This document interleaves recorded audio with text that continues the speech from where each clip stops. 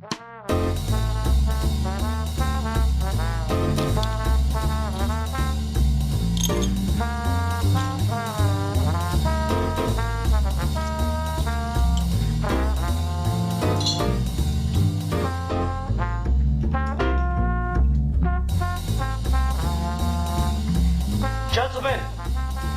the time has come once again to discuss things.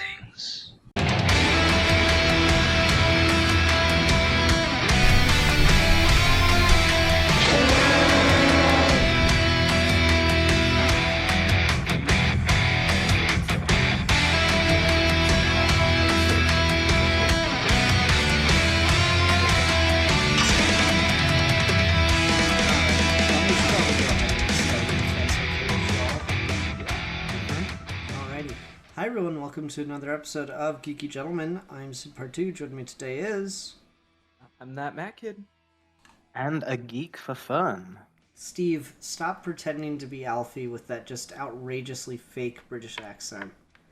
And just introduce yourself as Steve Baxi. Alright, sorry about that. I just thought it'd be fun if we were around for a little bit. No, it's not funny. It's insulting the way you just parody Alfie's accent. He's not that British. No one ever could be. But it is me in the flesh. Against all odds, I have fought my way through the Phantom Zone. I have tasted the blood of many a doomsday. And I've brought myself here specifically to talk about the topic of the week. Mm-hmm. Oh, man. Speaking of the topic of the week, Matt, what are we talking about this week? Oh, hey, what's up? We're talking about something that's been on my mind lately, mostly specifically because of The Last of Us, is just kind of like our seeming obsession with like re-releases, remasters, and remakes. And like very, very broadly, I kind of want to talk about like what that says about us and our kind of fascination with those and our constant desire to relive and re-experience these things, but also just sort of in specifics talk about, you know, remakes we like, remakes that we thought have been you know, things that definitely had like a creative reason for existing, remakes that we thought were terrible. I don't know, it's been on my mind lately, so I wanted to talk about it because The Last of Us Part 1 is annoying the shit out of me. Because this is a game that was fucking cutting edge near the end of the PS3 lifespan. Still holds up today. Still looks gorgeous. As does pretty much every Naughty Dog game post like Uncharted 1. Like Uncharted 1 is maybe not held up super great visually. I still think it looks fine. Uncharted 2 onwards all look fantastic. It all held up great. And yet this one, The Last of Us, it got remastered on PS4, looked great, you know, just upping the textures, making sure the resolution is as high as you can get it. Totally understand that. But now we're getting this, like, ground up remake of a game that is not that old. And I'm just utterly fascinated, slightly horrified, and more than a little pissed off about it. And what that could mean for not just kind of the gaming industry, but just kind of our relationship with media in general and kind of what that says about it. So I'm just curious to talk about it. Yeah, I mean it's weird because we've talked about reboots and remasters and stuff with movies and other mediums a lot, but we've not really focused on games. And I think putting a little more focus on the gaming industry in this one will be more interesting because games, I feel, have a different relationship than the way films and television shows and stuff work, in that you're much more like actively involved in the experience, and they also have this kind of perceived shelf life to them that's, I guess, not as existent anymore as it once was with all the remasters that come out. But yeah, like, I haven't really bought a lot of video games in recent years, but oh shit, they're releasing a remaster of the Spyro games. Oh, they're releasing a remaster of the Crash games. Yeah, I'm gonna get both of those. I played through like the first Spyro game and got about, I don't know, third of the way through the second, and it just magic kind of died off real quick. I don't know what it is. Yeah, it's. I mean, so like the shelf life thing is, I think, is interesting, right? Because you look at like a Super Nintendo game, right? And so like that's a game that comes out, is on the Super Nintendo, and then the Super Nintendo is no longer a thing. We move on to like the N64, we move on to the PS1, we move on to whatever, and suddenly that game becomes inaccessible and difficult to play. That's not really a thing that happens, or at least not to the same degree in something like film. Like, yes, obviously you had the transition from like VHS to DVD to Blu-ray. Those were much cleaner transitions in terms of still being able to go back and very easily view and access older material. Mm-hmm. With gaming, these transitions tend to be much harsher and much harder to go back to, especially nowadays where backwards compatibility, which was really only a standard thing for like a couple generations of consoles, is sort of less of a given. And well, so, I like, mean, especially since they've seen the success of releasing remasters. I don't think we'll ever have another backwards compatible console. Right. There's not an incentive to make your console backwards compatible because not enough people are going to, like, it's not going to impact your console sales dramatically by not including backwards compatibility. It's just not. And it opens yourself up to be able to re-release those games on the new console. And you get some sort of, in that transitory period where you're just like, okay, well, if you bought this game near the tail end of, the PlayStation 4's lifespan, you can upgrade it to the PS5 version for free. You do get that. That happens kind of less frequently than one would hope, and not for the you really only see that with some of the bigger AAA titles and stuff like that. So like the constant remasters, re-releases, remakes in the gaming industry make more sense for that industry than they do pretty much any other entertainment medium that I can think of. And the fact that people keep buying these remakes and remasters and re-releases, it's sort of, if you want to be able to experience those old games with any level of convenience, you almost have to. It's either that or you're pretty much going into like piracy, emulation, or hoping it gets released on PC. So I think it's interesting that they've made remasters this almost like necessary evil for a problem that seems like tailor-made to make them as much money as possible by making more remasters and re-releases. I mean, I think it is 100% like that. Because I remember when the PS2 launched, it was one of its big selling factors was the fact that you'd still be able to play PS1 games.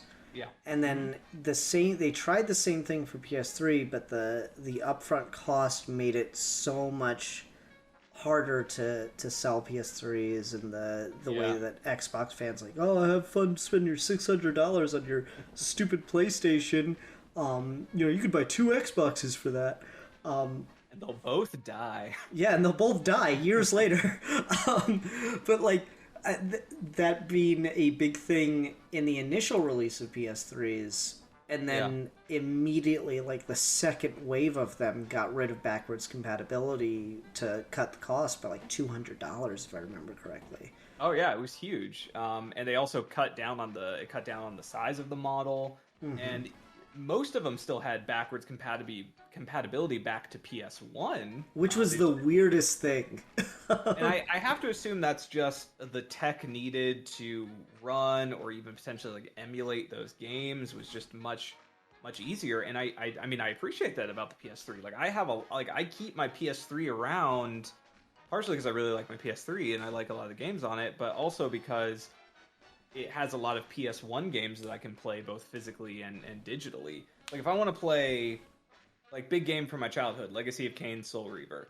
If I want to play Legacy of Kain Soul Reaver, literally the only ways to play that game without like emulating it illegally are to own a PlayStation 1 and own a physical copy of the game, or own a PlayStation 3 and own it digitally exclusively through PS3. They've never made it available on PS4. It used to be on Steam, but it was taken off, I want to say, like, maybe 2 years ago, and has never been put back on there.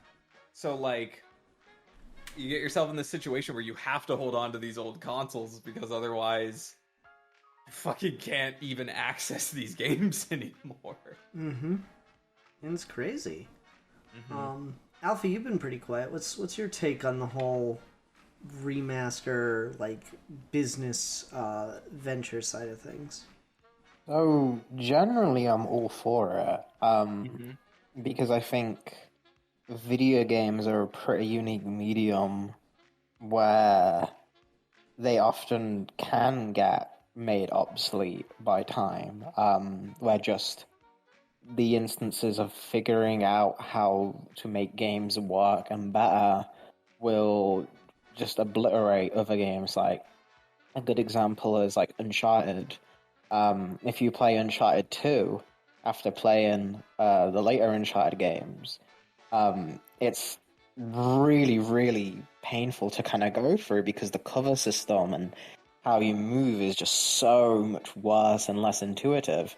But when they made the Nathan Drake collection, they remastered all, they applied that cover system back to those old games, and it made them better, and it made them, it brought out parts of the level design that hadn't previously been explored. It made the AI that was already there work better.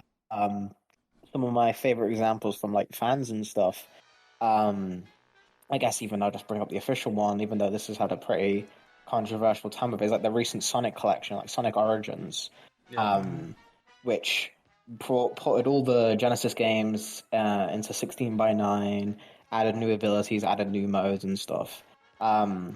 Just being able to play those classic Sonic games in widescreen and seeing more of that screen, just, oh my god.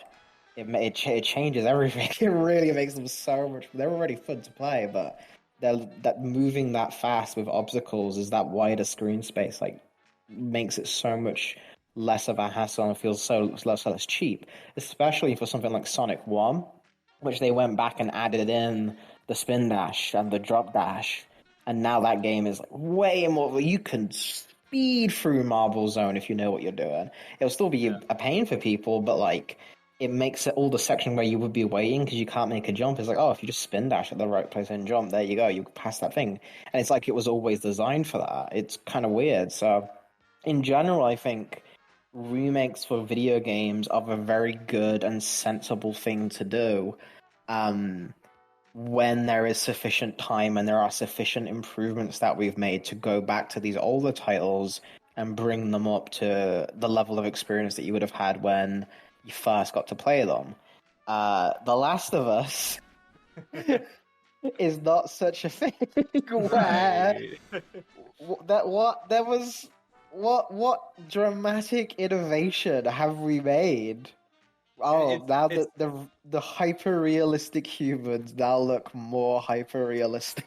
And it's straight up like nothing too, because all the pre-release coverage has mostly commented that the game has not changed. You know, this is like you look at like Metroid Zero Mission and Metroid Samus Returns, right? So like you have the two Metroid games on the NES. Those games suck, and Metroid doesn't get good until Super Metroid because games on the NES suck. So you have a situation where you've remade those two games, one on GBA and one on like 3DS or whatever. And now those are effectively replacements for those games because there is no reason to go back and play those original games now that Zero Mission and Samus Returns exist. There's just not. But you're talking like massive generation gaps. You're talking taking something that was on the NES that was primitive because back in the NES days, no one really... Things were still being pioneered.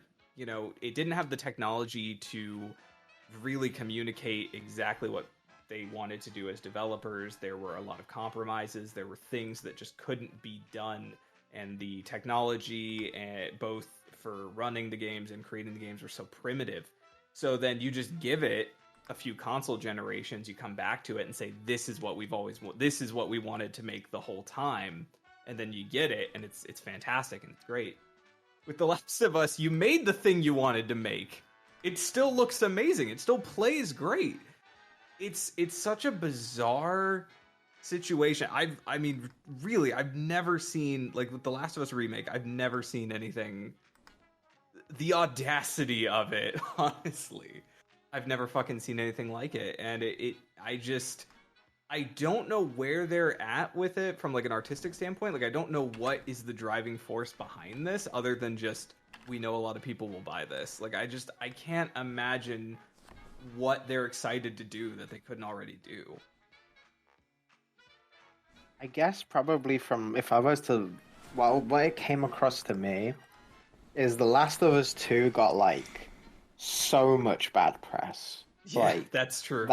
That became, like, the Brie Larson of the gaming community. That just became every right-wing YouTuber made their year's income off making Last of Us 2 videos.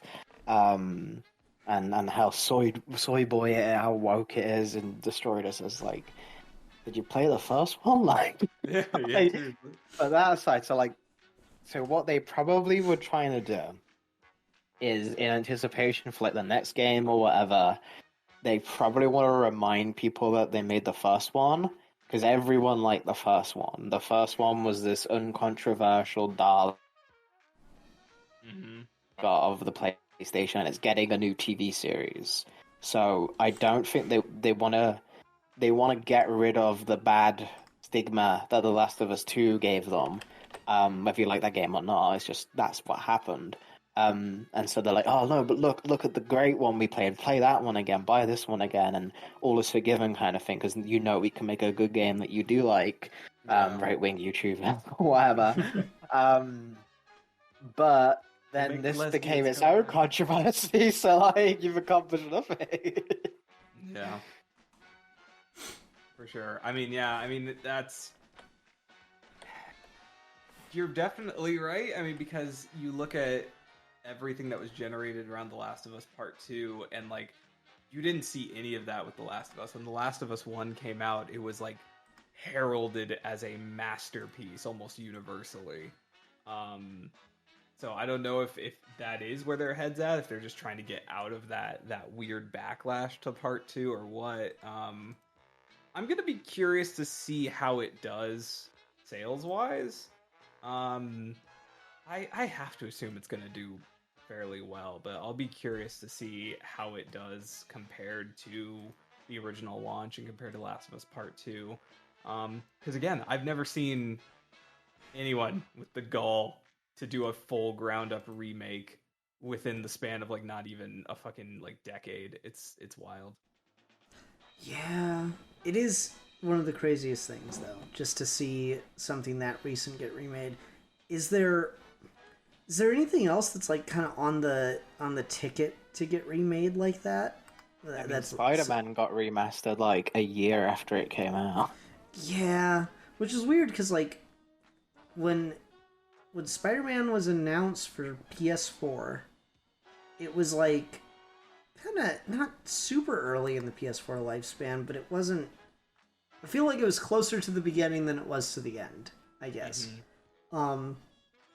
And then it finally got released. It did get released pretty late in the game for the PS4, with the PS5 on the horizon. So I kind of wonder if Insomniac just took their time with it, and then it kind of ended up not being not doing as gangbusters as they'd had hoped or something, you know? Mm-hmm. Because it like wasn't a launch title, and they were hoping to maybe get in some of that launch titles for PS5s. Not that you could buy a PS5 right now anyway, but you know, that's a separate problem. Yeah, I think that's as well less. I don't think monetary. Obviously, the companies are doing this at money, I actually think a lot of these instances aren't, we're just going to get a quick book. I think a lot of these instances are kind of, they overthink it. And really, because video games have become larger than movies, they're the biggest entertainment industry in the world in just terms of how much money they make. And I don't think that's quite set in for people yet, of just how huge these things are. And so I think these companies, they make enough money, it's just they don't like... There's a reason why IGN gives every major release an 8 out of 10 or a 9 out of 10 or a 10 out, because nobody wants to be the bad game. Like, every game that comes out from AAA studios is always like, oh, it's the best of the show. Like, it's always praised like that, even if it isn't, even if it's just regular. That's just how it goes.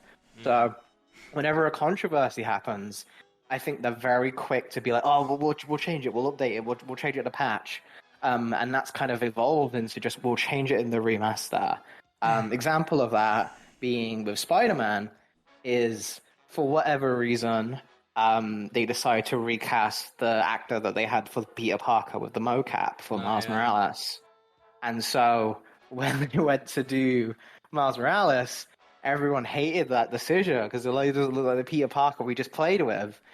So I think part of them was like, well, we'll just put him in the old one as well. So now you have played with this Peter Parker. So I think that was probably a large part of why is like, if we're going to keep going this franchise going forward, we don't want the first in our game in our series to have a completely different looking Peter than the rest of them. So we're going to make a new version of the first one with the new Peter in it. I legitimately think that's probably the main reason why they did it. Why did they change the casting on that again? I have no idea. Okay. I wasn't sure. I thought there was like some controversy around like the actor or something. No, the actor was fine. Everything was fine. They just did, maybe I think I saw something about like his face was harder to mocap or something, but like, was it? That's such a weird fucking... He's a handsome looking dude. Like, that's not fucking true. That's fucking, oh god, I can't remember what, oh shit, I feel so bad, I can't remember what company, but that's like when there's this one gaming company that they were just like, oh, just, women characters would be harder for us to, like, no, it's some fucking bullshit, like, no. Yeah, so I don't, whatever it was probably some behind the scenes thing. Maybe he did an Andrew Garfield and someone didn't go to a party. Yeah. So I don't fucking know. It's just, I feel really bad for the guy. Andrew Garfield really regrets not going to that party? He probably did a long time, and now he's probably like, nah, that was the best decision I ever made. Because now he got to have a break period and come back, and now everyone loves him. Whereas if he stayed on, I think people wouldn't have been as welcoming to him because of the bad reception. That's fair. Definitely at first, he was probably like, fuck! Sorry, I'm distracting from the topic. I did my secret tactic of talking about Spider-Man and distracting Alfie. Damn it. You got me again. You cutty weasel. But yeah, I mean, it's funny. It's almost expected that, like, games don't even get, like, ported. Like, anytime you just port a game from, like, one thing to another, like, anytime you port a game from PC to console, if it's not an immediate, like same release date, it's always, like, a remastered or HD port or whatever. And I think things like that are totally fine. I mean, you're just, at that point, you're taking advantage of, because technology is always evolving, and when you're porting it to PC, you're taking advantage of those higher, just the higher capabilities that PCs have in terms of rendering more advanced textures, things like that. But I'm trying to think of, like, so here's an interesting question. Does everyone have, like, a remake that is their favorite remake or remaster or whatever that they prefer over the original game or the original thing? Does anyone have that here that they would like to? I'm just curious. I mean, does Prince of Persia count?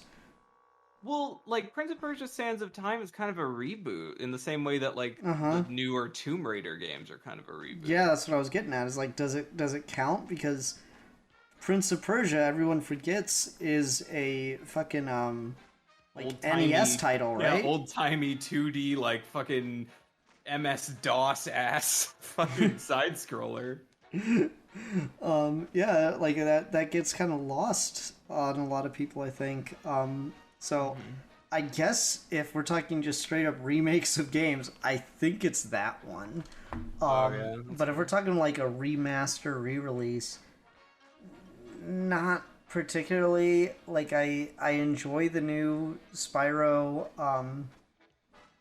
remaster they did. I like that they updated a lot of the textures and stuff, but at the same time it's like I think the thing about a lot of these, not when they're like, you know, a year old kind of thing, a lot of these are like recapturing a nostalgia that is felt in video games, as we talked about, because of like the old timiness of it. And like I had the weirdest feeling with the with playing the Spyro remaster, and this might be why I kind of fell off on it after a little bit, in that they updated it too much and they modernized it too much, because like one of the really subtle but amazing things about the original Spyro games is the sound design. Yeah. And like they did a good job recreating it, I guess, but like it's all new sounds. So like when you charge through like a metal treasure chest and break the diamonds out and whatever, it doesn't have that same impact that the original sound did.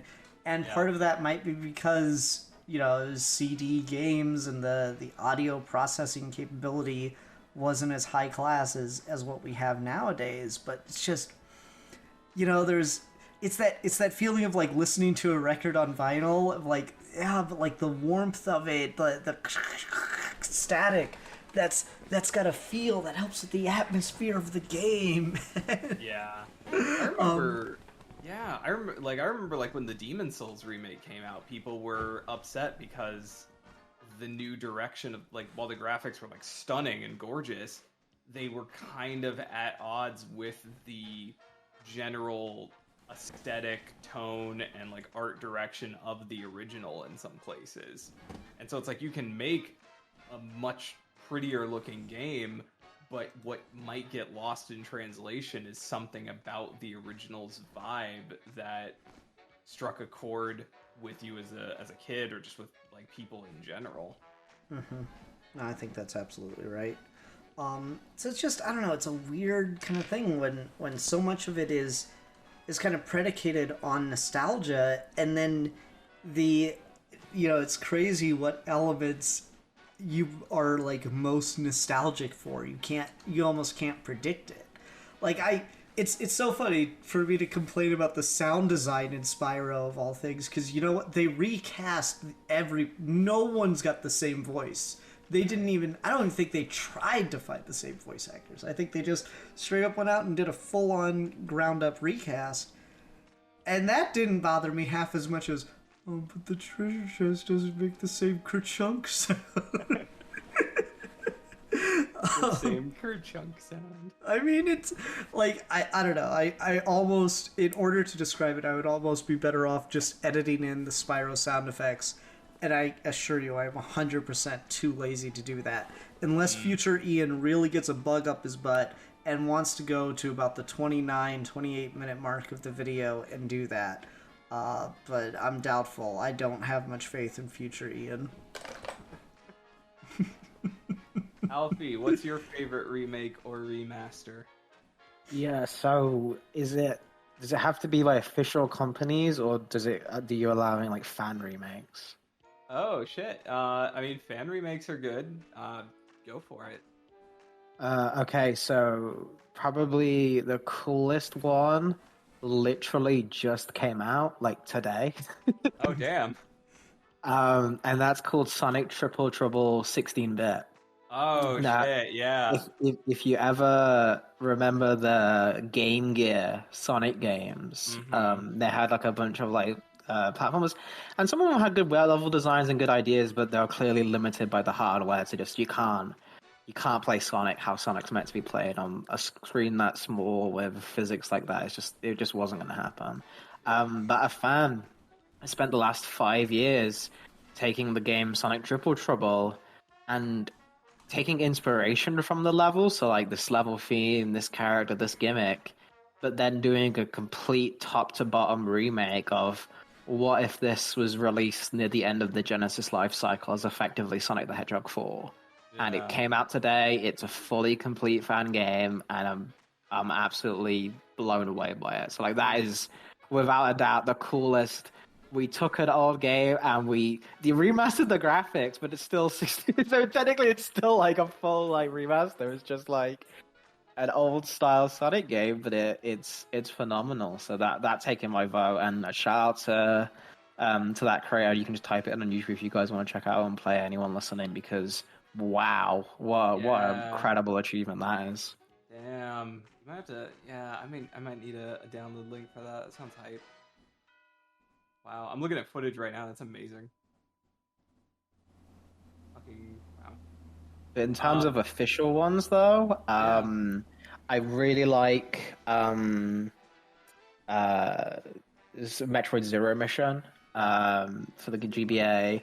Metroid just had in general a crazy, great like remake track record. Like all of them fucking slap. They do. I really like Super Castlevania is a remake of the first one. Oh yeah, is really really good. I'm just naming like 16-bit videos. That's all Alfie knows. Yeah, so I wasn't even born in.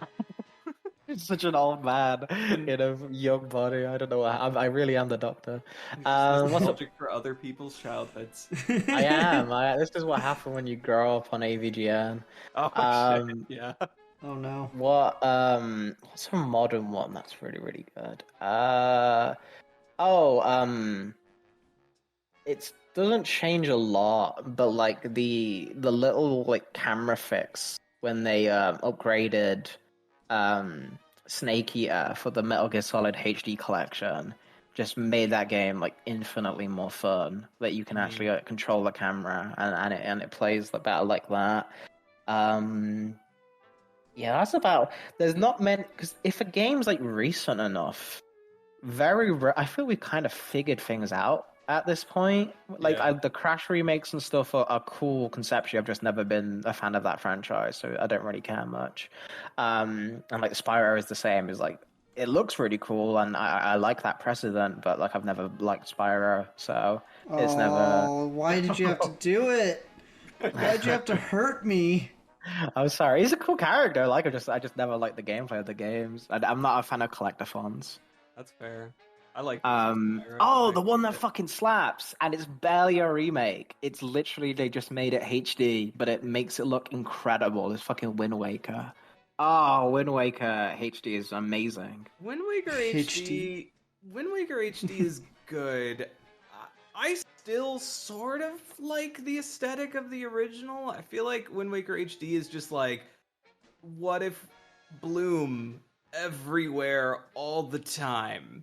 And whereas the original, I feel like, has these harder, more cartoony lines. Like, I don't know. I like the HD one. I feel like I kind of like original Wind Waker better, but they're both very pretty.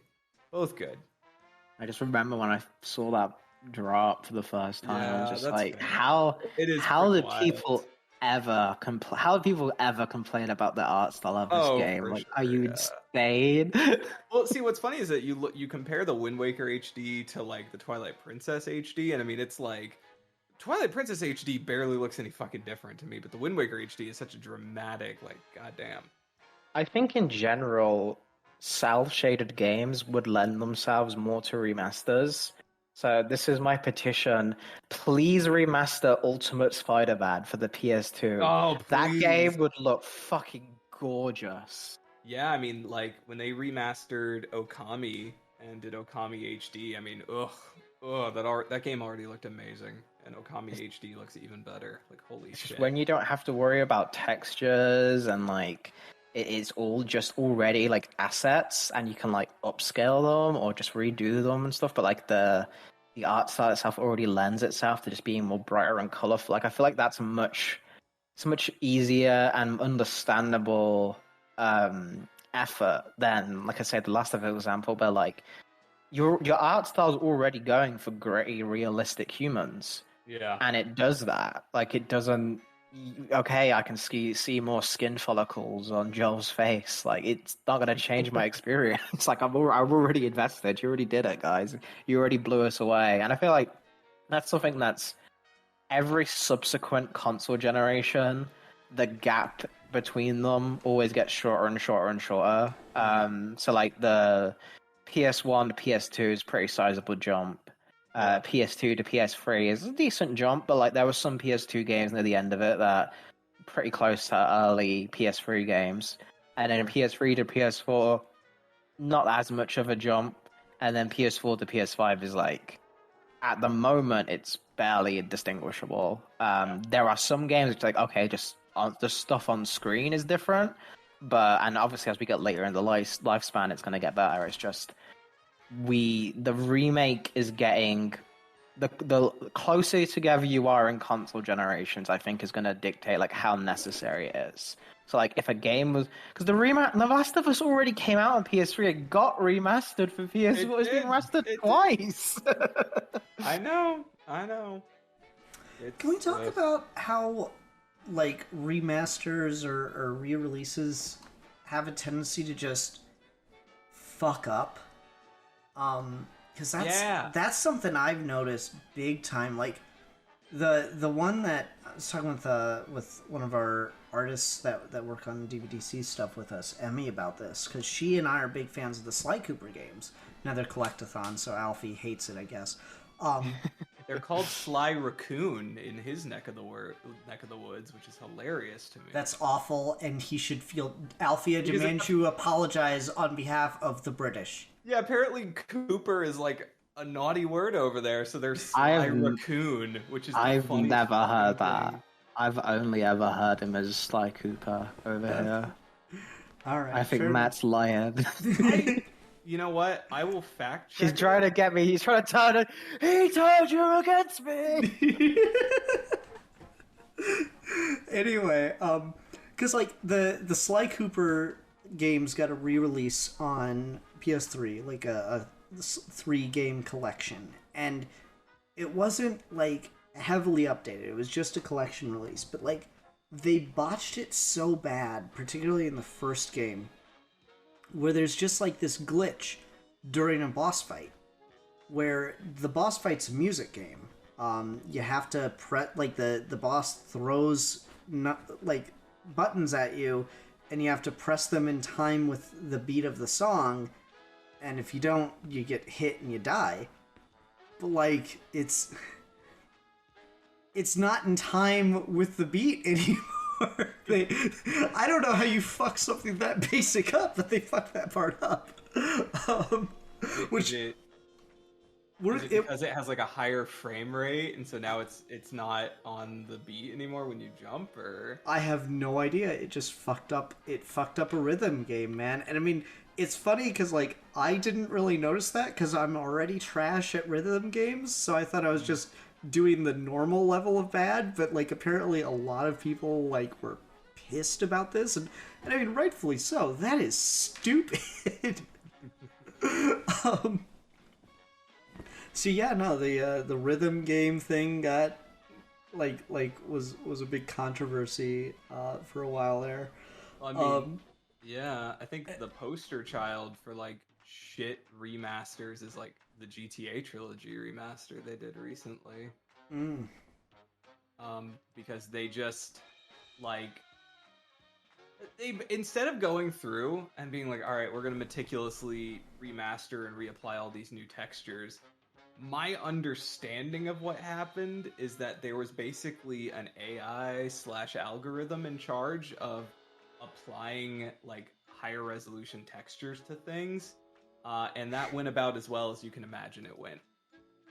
And so when you look at like the comparisons of the original GTA trilogy of like 3 and like San Andreas and Vice City, I think, compared to the remakes or the remasters, I mean, it is shocking how fucked up it's so fucked that Rockstar has been like, okay, we're not doing a Red Dead Redemption remaster, we're not doing a GTA 4 remaster, we are putting all of our energy into GTA 6, please forget this remaster ever happened. Like, I mean, it is shocking how bad like some remasters have been. I mean, I guess I understand the logic of those games are so massive and there's so much, like, particular things that would need to be changed. Like, you just think about, like, character outfit selection, you know? Like, that's huge in GTA. Yeah. So, like, I kind of comprehend why you'd think maybe going about it that way is a at least a plausible idea. Right. But, like, what the fuck about quality control? Did no one test it? That's amazing. I remember there was this one, it's like a sight gag, where it's like a donut place, and it's got a big donut on the roof. And, like, back in that era, rendering a circle was fucking hard, you know? So it'd just be like a fucking octagon or some other multi-sided shape with as many sides as you could get it, so it kind of looks like a circle from a distance. So they just sort of embrace that, and there's like a donut shop in the city that has a giant, like, octagon-shaped donut on the roof of it. And they're like, the donut shop is like a pun on the fact that it kind of looks like a screw. And the AI just went in and fucking rounded that bitch out. Now it's like a perfectly round donut, and the joke makes no sense. And shit like that is very funny to me, because like at that point you're actively like losing some of these little charming things and these little bits that give your game character in this like mad dash to remaster it and make it look better. The Silent Hill HD collection is demonstrative of that, where like they upped the textures. You know, they said, hey, you know what, this fog that is all throughout Silent Hill, that's mostly there to hide rendering that's happening, so that way it feels like you're in this big seamless city, but you're not. It's rendering, it's hiding like unrendered textures, so that way the game runs very smoothly. And then in the HD collection, they fucking like remove all of that fog, or at least a lot of it, because they're just like, hey, we don't need to hide the rendering anymore. We don't need to do that. We have... Yeah, but it was like part of the fucking aesthetic, guys. Exactly. But now all you've done is made your game look less like Silent Hill. Like, it's... Oh, man. Like, it is insane how many remakes out there have, like, just fucking missed the mark entirely. Because, like... But then there are so like Halo. Do you guys play Halo? Any Halo fans in the GG, in the Geeky Gentlemen? Yeah, I hope you play Halo. Yeah. So like Halo. I liked the needle gun and the sword. You like the needle? The needler was my shit. Yeah, the needler.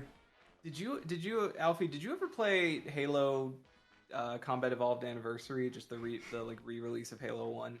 Yeah, I thought that was fantastic. That was insane, because it did the thing that I wish like all remasters did, which was like, so like they didn't change the gameplay at all. Like the gameplay is like, it's literally just a shiny coat of paint, but it's like a really like, it's like a two console generation jump coat of paint. Like it's staggering. But with a push of a button, at any point in real time, you can switch between the original graphics and the new graphics. And it is insane. Like, the fucking... Not only the balls that they have to be like, yeah, we are so confident in what we have done that we've allowed you to literally push the back button on the Xbox 360 controller and go back and forth between our remaster and the original. But, like, you get to sort of see the improvements or the improvements that they've made, and it lets you really like compare these two things and see where aesthetically they've captured the original, where they've fallen short. And it's such like a fucking like open and transparent and just like honest and fucking ballsy thing to do. And I wish more remasters and remakes did things like that, because it honors the original while still kind of putting their new stamp on it. It's insane. It's like one of my favorite remakes for that exact reason. So yeah, but has anyone ever played Nier? No. No. Okay.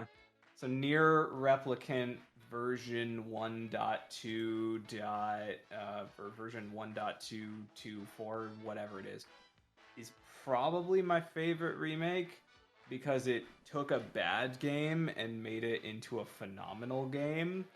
And so I'm trying to think of like other examples of that where like we took a game that was shit and like terrible, because like Nier was always like, oh yeah, fantastic story, amazing ideas, really thought-provoking game.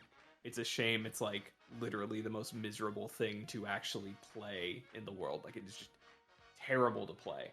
And then they remake it using basically the same combat system from Nier Automata, and now you can like kind of experience that game the way it was always meant to be.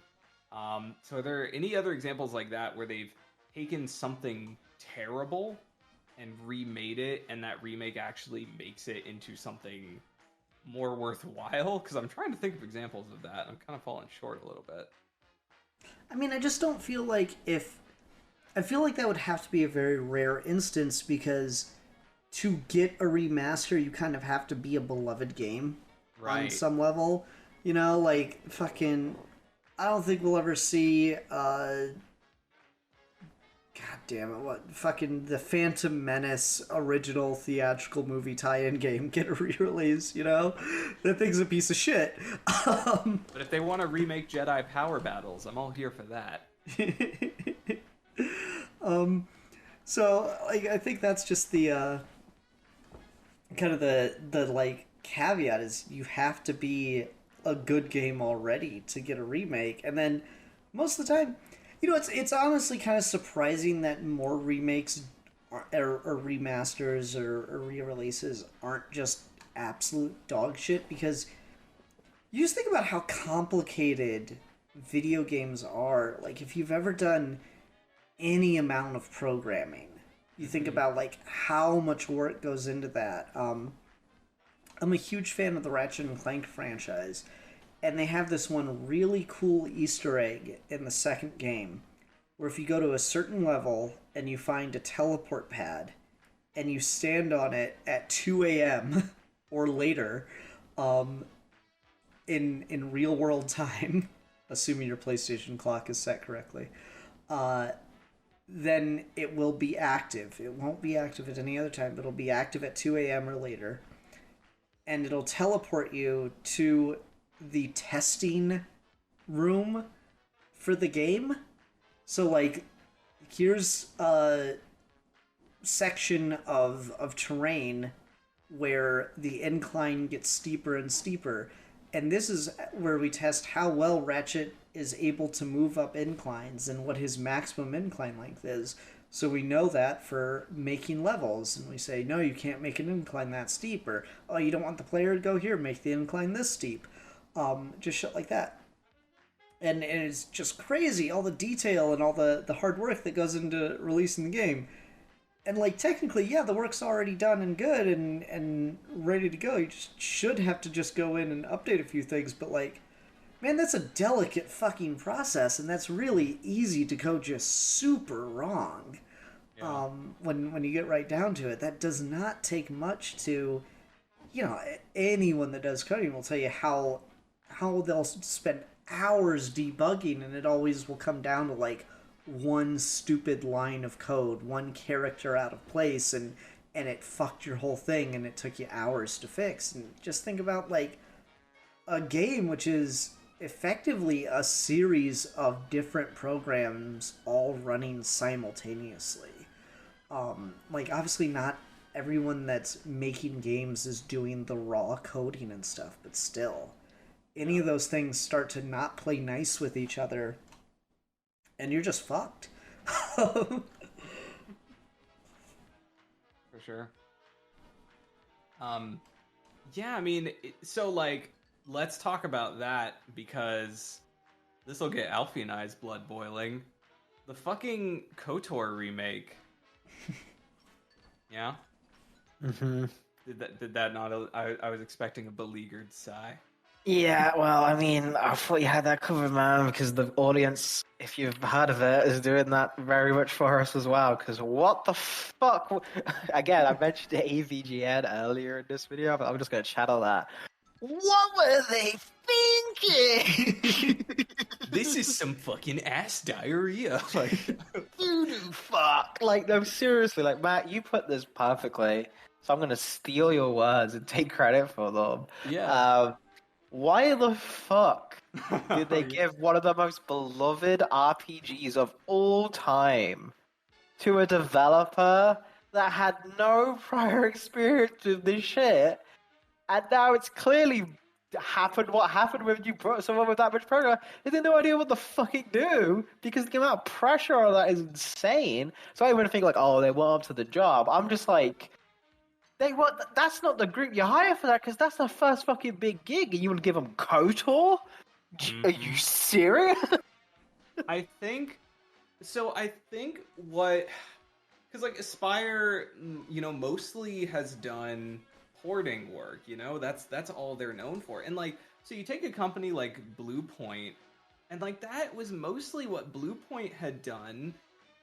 They did the and then they started doing some remasters. Like they helped with the Uncharted Nathan Drake collection. They remastered Gravity Rush, and then you get to Shadow of Colossus and Demon Souls. And Blue Point is just like, okay, we're gonna remake these two games from the ground up, and we are going to with Shadow of Colossus. They did kind of tune up and fine tune the controls and things like that. Demon Souls 1-to-1. It is Demon Souls. It is that game exactly to a T. The speeds of the like the actual animations themselves have changed slightly. The cadence and timing and speed of those animations are all the same. Every boss animation is the same. Literally to a T, it is Demon Souls. The only thing they focused on in that remake was making the game as gorgeous as possible. So I don't know if the idea was that Aspire was trying to basically capture a little bit of that success, become that next like Blue Point Games success story. But when you're talking about remaking what is essentially kind of a CRPG from the original Xbox that has a combat and like just system of gameplay that no one is going to be fucking interested in because it was garbage. That like real-time turn-based combat in video game form was garbage then, and it's garbage now. So you would task this company with, not only do you have to remake this game with modern visuals, you're probably going to have to overhaul the entire combat system. What the fuck did you think was going to happen? And apparently they created a vertical slice to show off to Lucasfilm, and some of the people in Aspire thought that like, hey, this is coming together. This is looking good. Immediately after that vertical slice demonstration, two of the creative heads of the project get let go, and Aspire's like, hey, we're going to shop around for some other contracts. Like, the fuck did you think was going to happen? That is just honestly shocking to me, that they're letting this. And I would not be surprised if someone else ends up picking up the reins to it. But the fact that this was allowed to happen in the first place is just fucking shocking to me. I have no opinions because I have no idea what happened with KOTOR. Oh, well, they announced a remake of Knights of the Old Republic, the video game.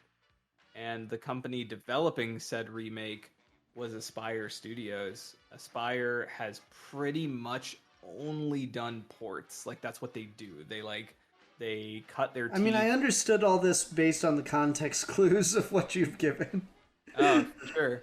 I like didn't know any of this beforehand. Oh shit, did you not? No, not a word of it. I mean, I was never into KOTOR. Like that train completely missed me. Okay.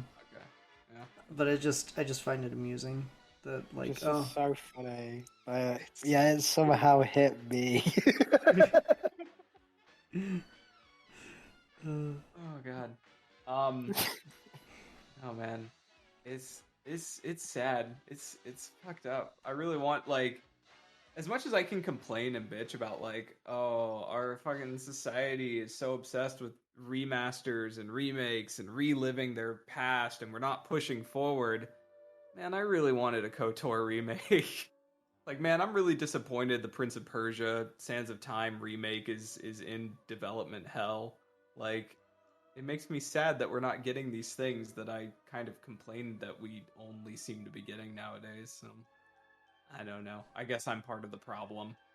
It's just You just want remakes of your things. Yeah. Yeah, that's it though, right? It's because like remakes again. I think for video games specifically, some of them are the best versions and can become the definitive version of that game. So I don't think no matter how many bad versions they make, is ever going to sully the sheer amount of quality remakes that are out there. Yeah. So I think it is just a case of what gets chosen dictates it, and obviously execution is a major part because you can, even if you pick the best game in the world, you can still fuck it up. But you start off with a much better basis. You're going in with something of like substantially improving it, rather than it looks a little prettier now, you know. Or if you are going to do it purely visual, make sure it's old enough where there is a distinct leap between multiple console generations. Like we shouldn't be doing PS3 to PS4 or PS4 to PS5. Like that needs to PS3 to PS5 kind of thing, you know.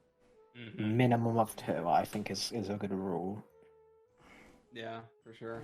I mean, I guess The Last of Us fits that, but The Last of Us fits that, but you're talking about a game that was on the tail end of the PS3's lifespan that was like pushing every conceivable fucking like boundary of what that console could do that still looks on par with with like a lot of PS4 games throughout the PS4's lifespan, and that got remastered on PS4 with, you know, gorgeous HD textures, all that kind of stuff.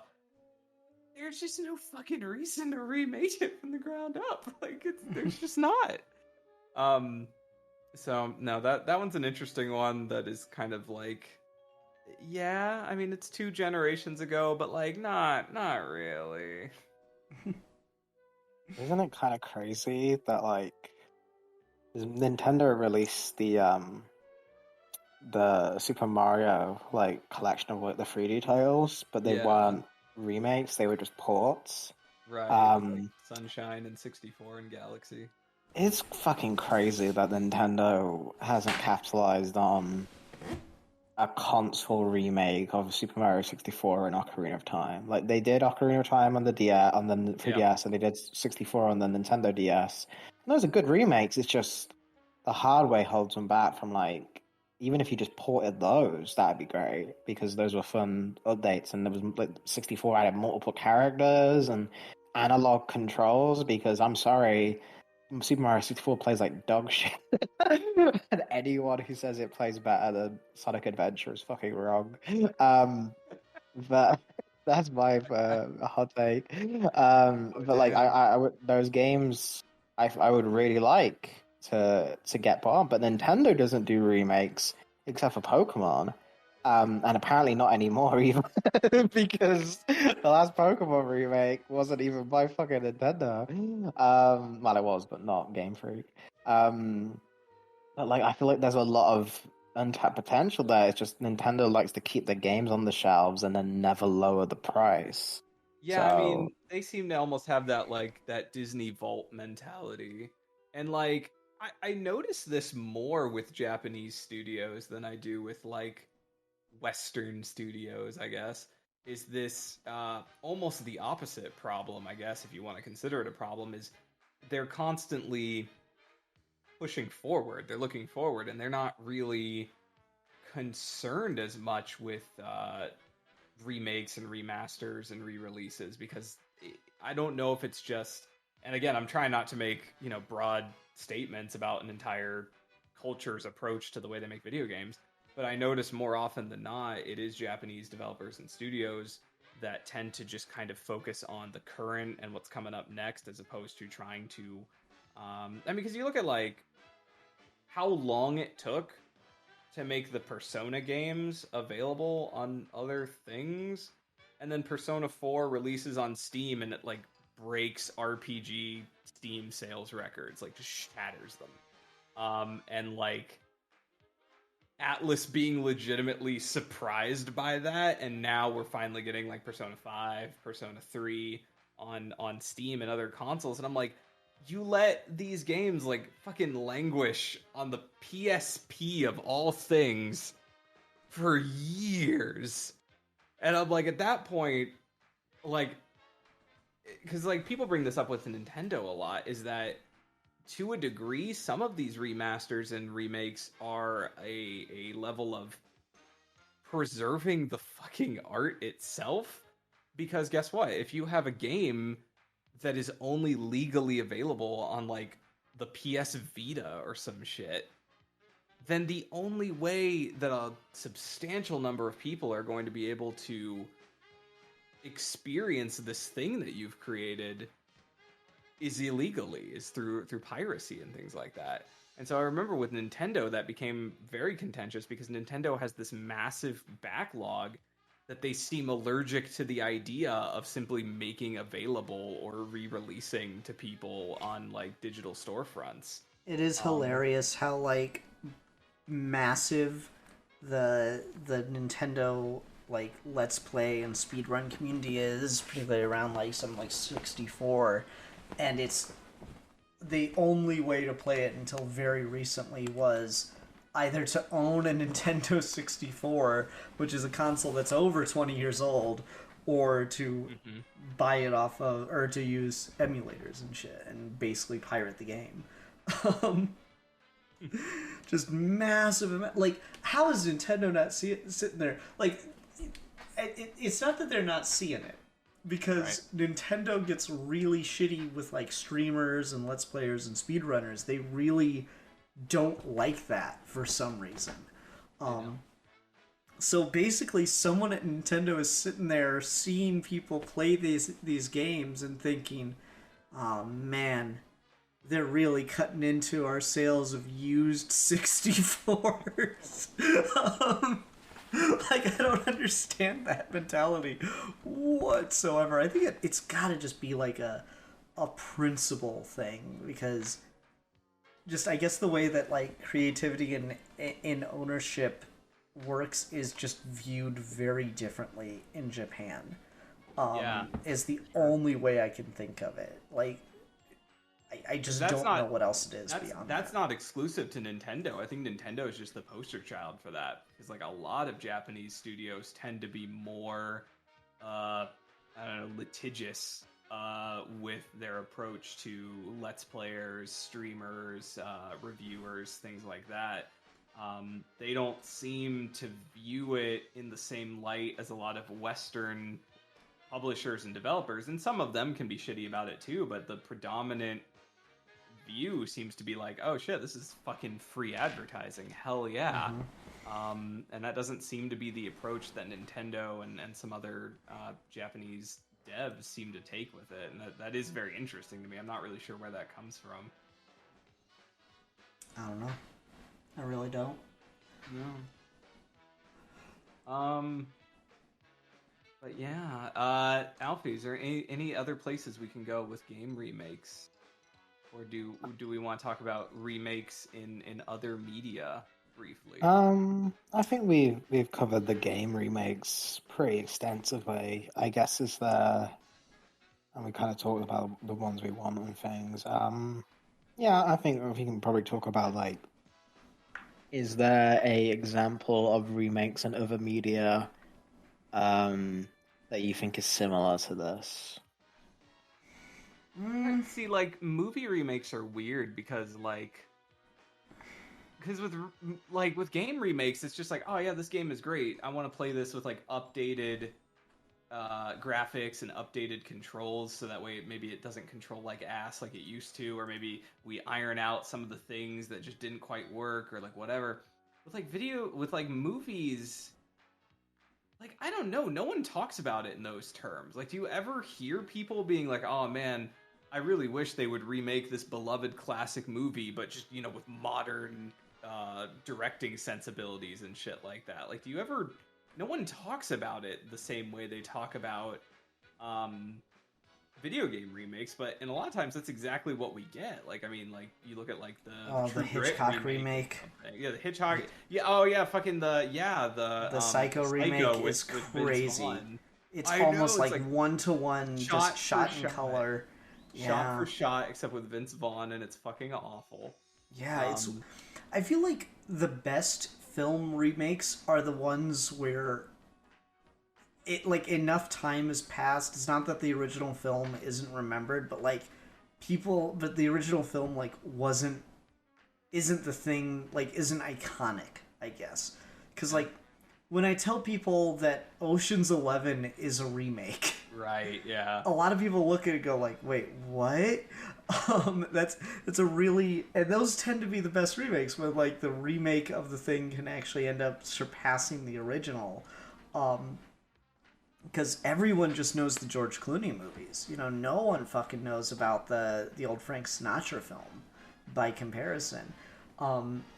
And most of the time remakes don't perform particularly well, at least financially, or they rarely like meet as much critical success. A lot of people are like very vehemently against remakes. Sometimes I think it makes sense with like special effects darlings and stuff. Like King Kong is a good example of a film that is like very important to like the development of filmmaking techniques in regards to special effects.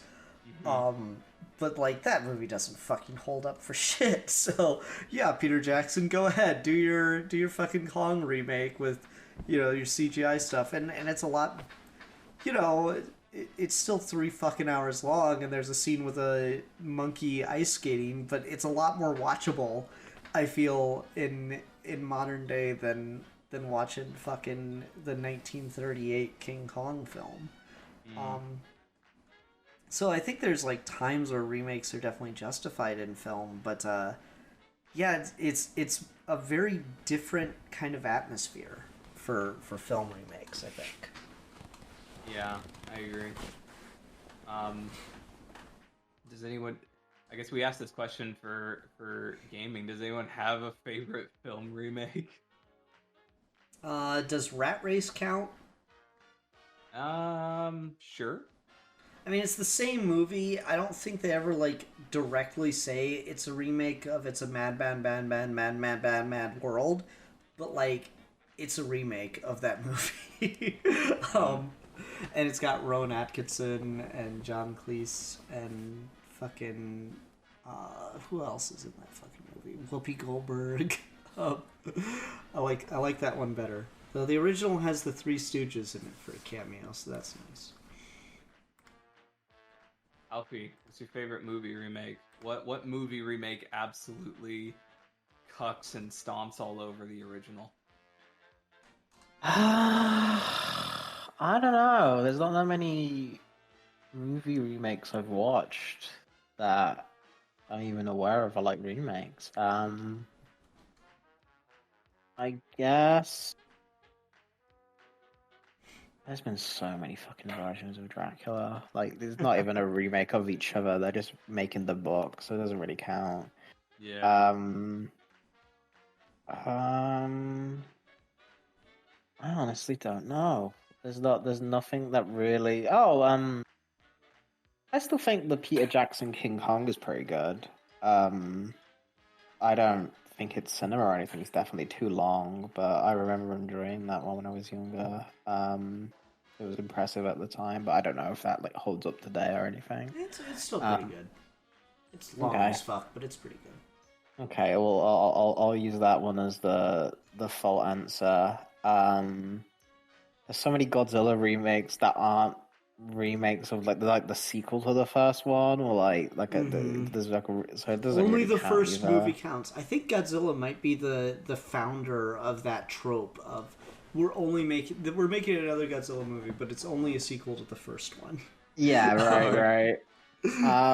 Fucking 7 Halloween 2s and shit.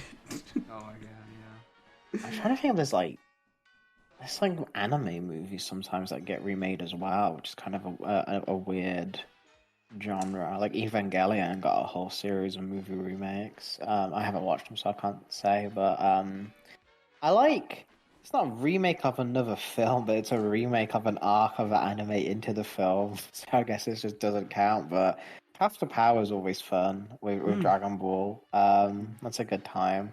The That's animation in pretty it much a is beautiful. remake. It's nice to see the animation get to be as smooth and polished for the old DB stuff, because original Dragon Ball is where it's like at its most shoddy, and Yeah, Toriyama's it's still like it's figuring an out the 80s designs. anime. Well, like Toriyama was also figuring out the designs for the characters. Like Goku's hair is really weird in those first couple arcs of Dragon Ball, till it becomes what it becomes. And so to see, those early like moments with the proper like structure of the hair is nice and stuff.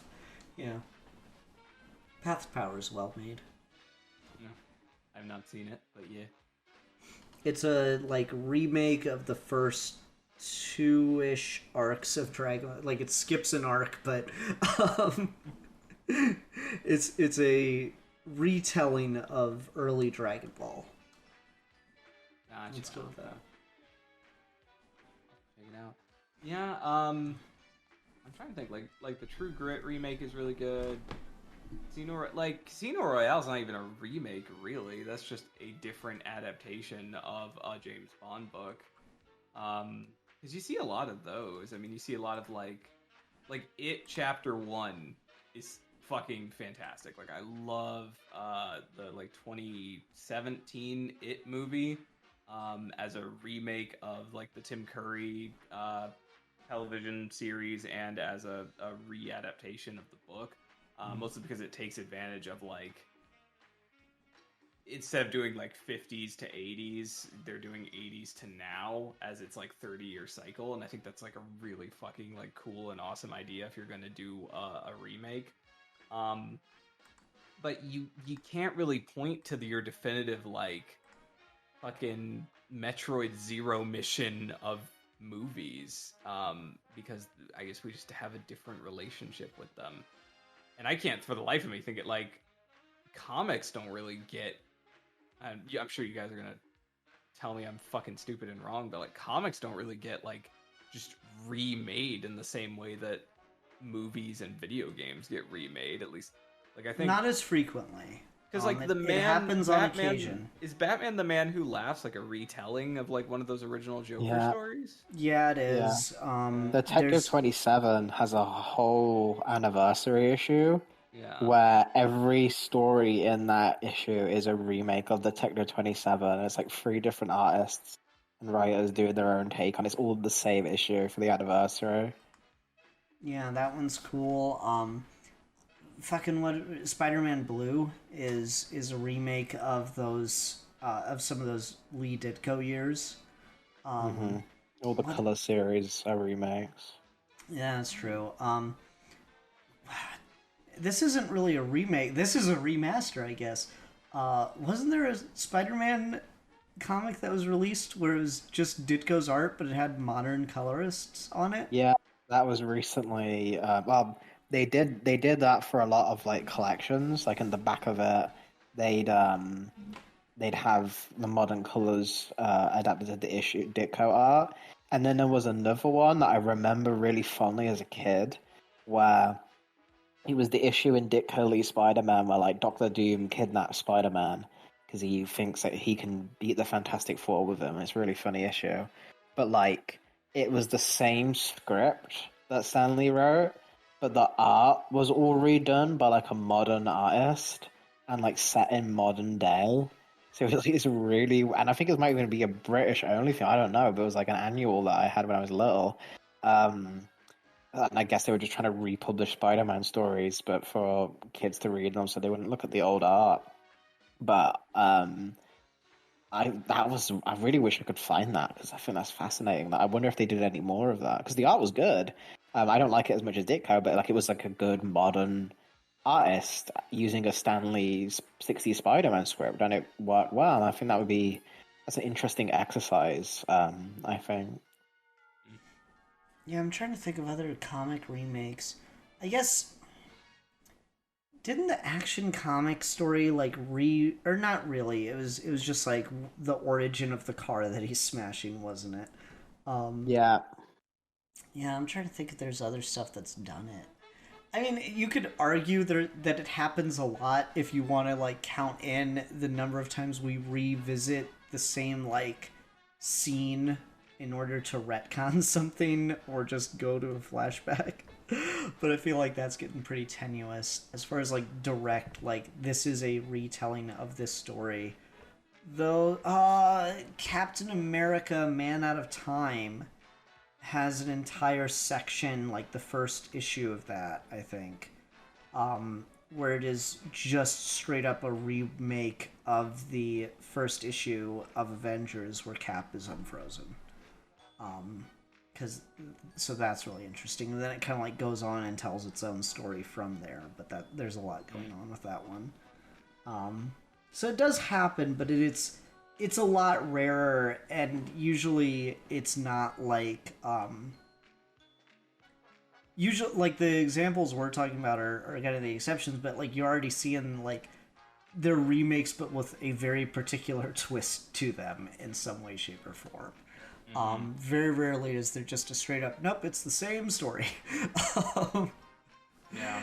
Yeah. Which, to be fair, even in film, I mean, you still don't get that either. I mean, most remakes, most good remakes anyways, are a retelling of it, but with something that makes that one unique, because otherwise, what's the point? Whereas with gaming, the point is that this doesn't look like ass anymore. Or the point is that it's no longer on the fucking NES. So, like, yeah, it's just a very different relationship with the concept in those mediums. I think is kind of interesting. For sure. All right, what does it say about our society that we like remakes so much? That we are trapped in the nostalgia machine. Yeah. We just like nostalgia.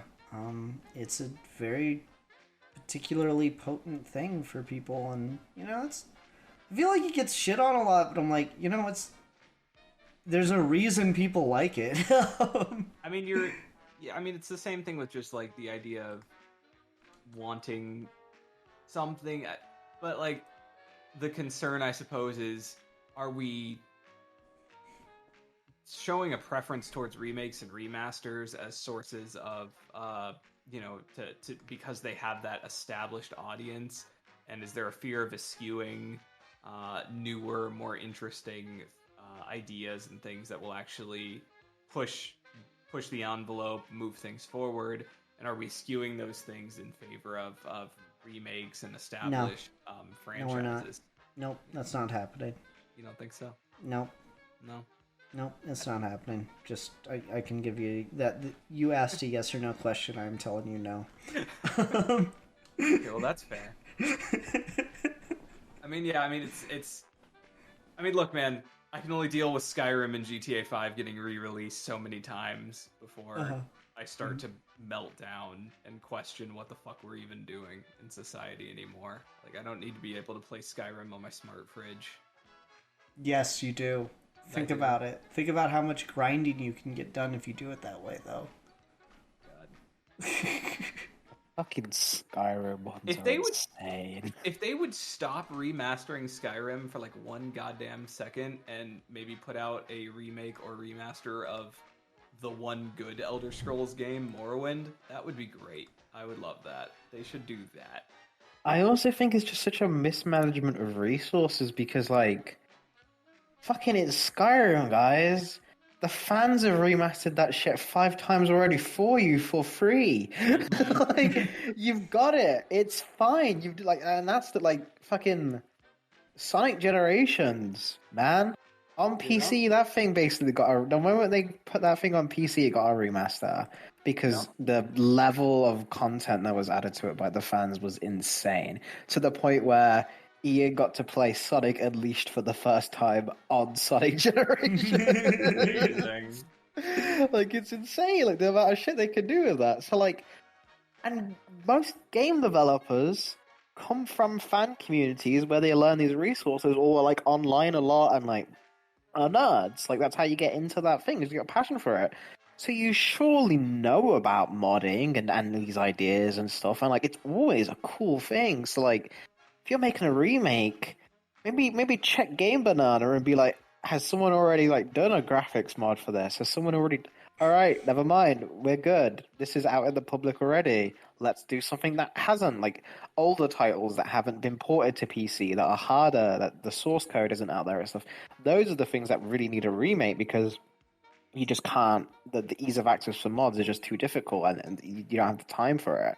But if it's already been ported to Steam and like is easy to access, most times people have already basically remade it for the fans. So like, it always feels like such a waste of time of the developers because you're always going to get compared to that. That's literally exactly what happened with Dark Souls Remastered. Like, they put a port of Dark Souls on PC, and it was like an infamously garbage port, just fucking awful.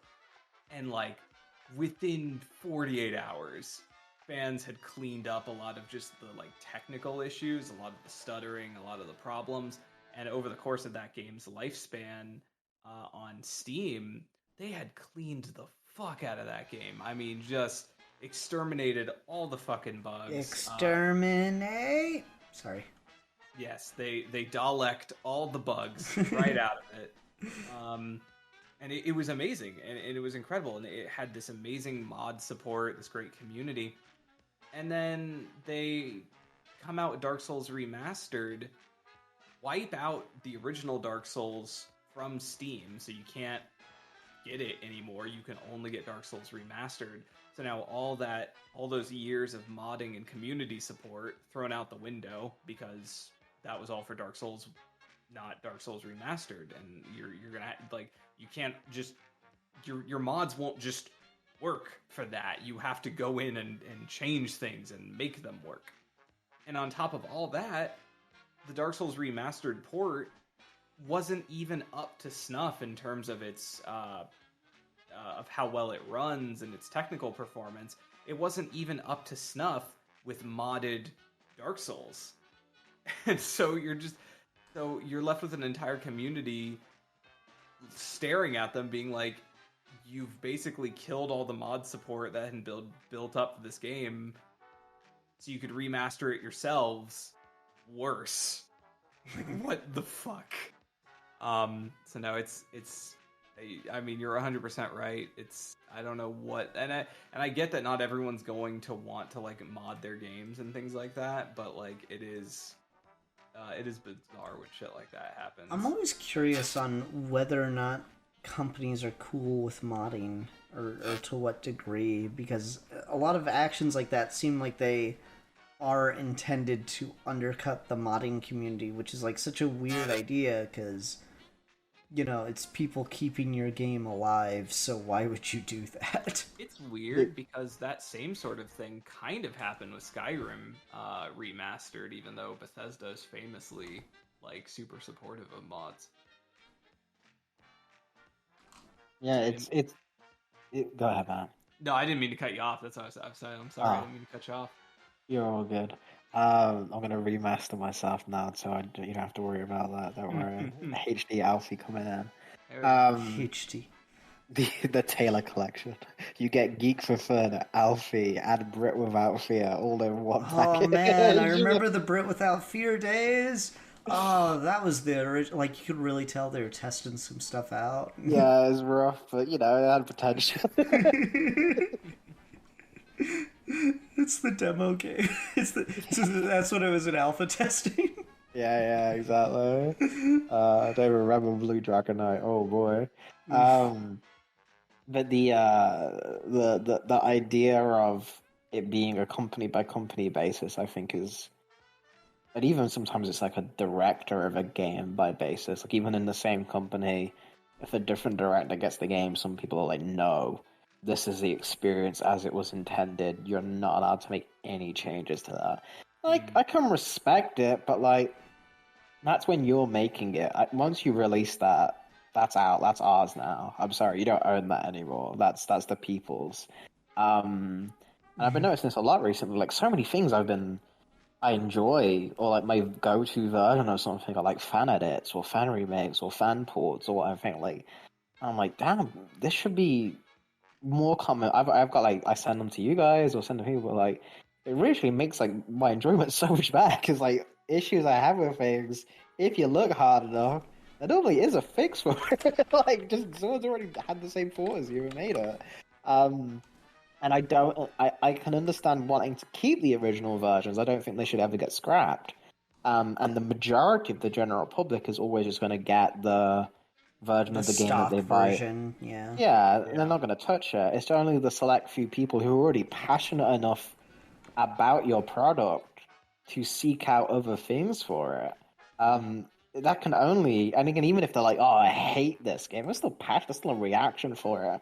And then if they like it afterwards, you can still take the credit for it. Oh yeah, the mod saved it. It's like, did it really change that much though? It's just a little thing. Like people will have that reaction where they'll be like, "Oh, I hated this game." Like Project 06, like the Sonic 06 remake that adds all the thing. People fucking love that game. And it's a fantastic game, but like a lot of it that is good is just stuff that was in the base 06 game that just wasn't executed well enough because they didn't have time for it. And rightly so, all the credit is going to the director, like Chaos X. Like he's doing it all by himself, basically. So deserves all the praise in the world. But I do think it is really funny. Like a lot of the people who are like, "Oh man, I hate fucking Sonic Hedgehog, Sonic 06, all those things."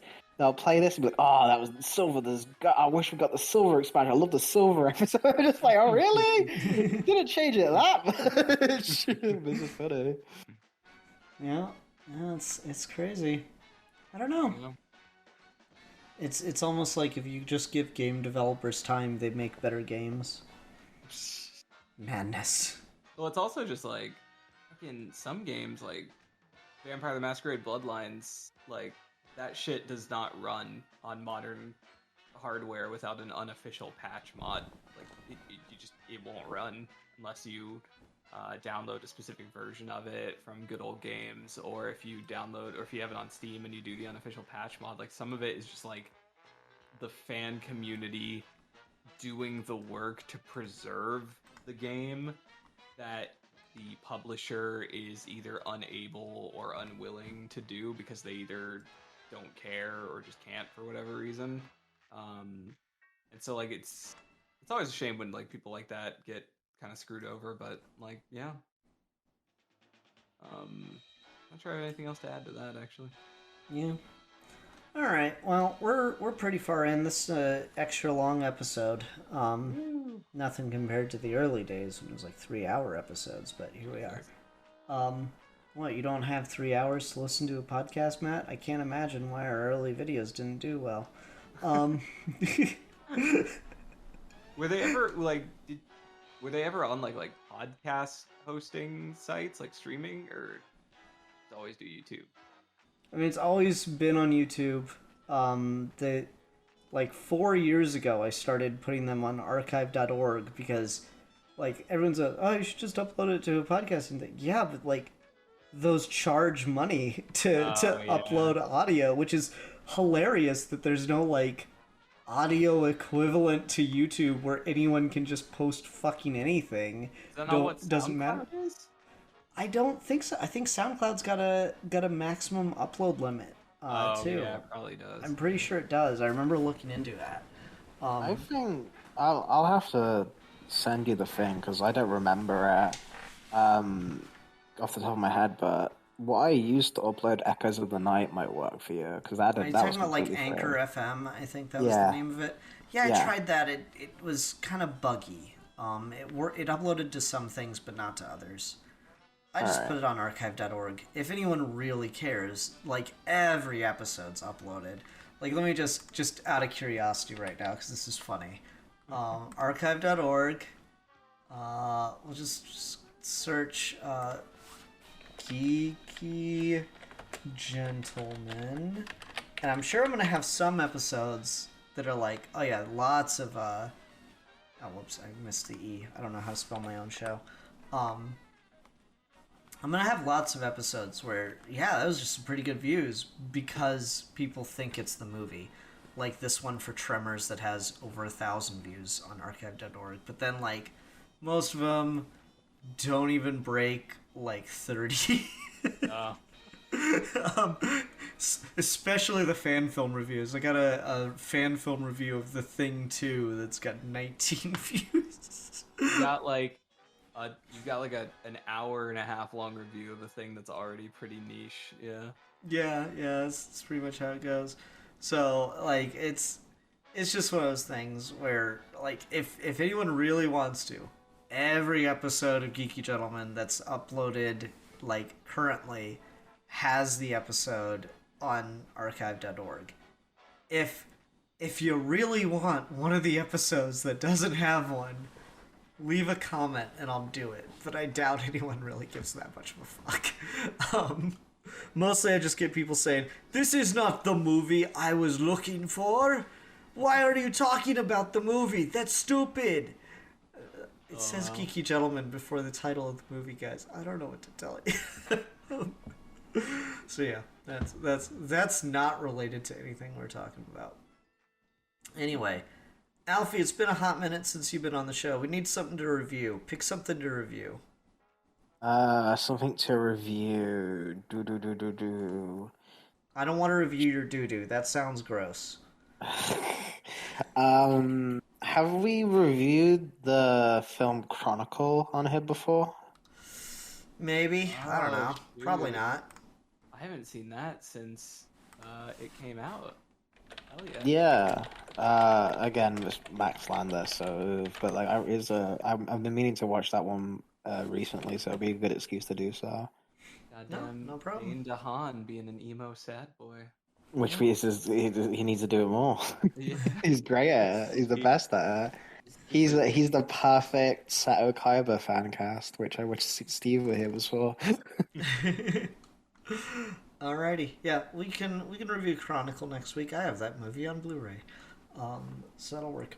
Until next time, everyone. I'm the Philosopher. I'm the video game remake erotica lover. And I am the champion of the oppressed. And we are your Geeky Gentlemen, and we will be discussing things. Hey, what are Mario's pants